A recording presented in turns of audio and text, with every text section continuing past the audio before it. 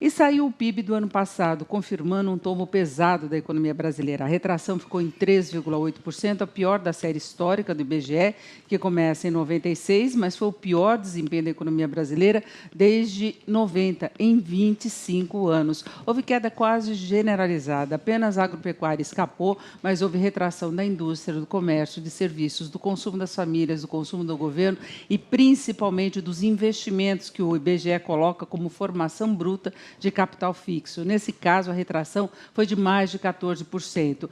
Tudo isso é reflexo da má gestão da economia brasileira, da falta de uma política mais consistente, mais responsável. Houve uma desorganização geral, uma dificuldade de o governo garantir um equilíbrio fiscal mais firme, gerar superávites das contas. Isso gerou um clima de desconfiança muito grande. Paralelamente, houve uma crise política que também ajudou a travar muito tanto as iniciativas do governo quanto o próprio andamento da economia brasileira. Nós passamos 2015 na expectativa de que pudesse avançar um processo de impeachment contra a presidente, fora a queda de braço com o Congresso, na discussão de várias medidas. A Lava Jato ajudou a atrapalhar muito o ritmo dos investimentos, já que pegou as principais empreiteiras do país e também a Petrobras. E, mais do que isso, houve uma perda de confiança. Nós tivemos uma crise política, uma crise econômica, uma crise de confiança, tudo isso travando mais o consumo, os investimentos, sendo que, no caso do consumo, também houve uma interferência muito pesada da inflação.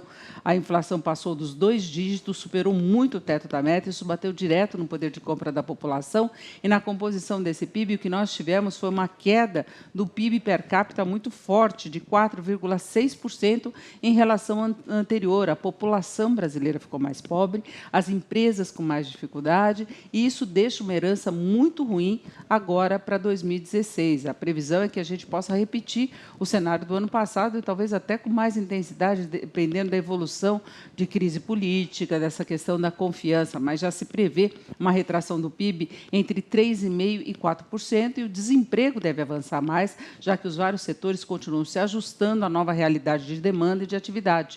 Isso já tem produzido mais desemprego, nós já temos dados muito negativos do começo deste ano, de janeiro e também de fevereiro, nesse sentido de aumento dos cortes e de queda de rendimento do trabalhador.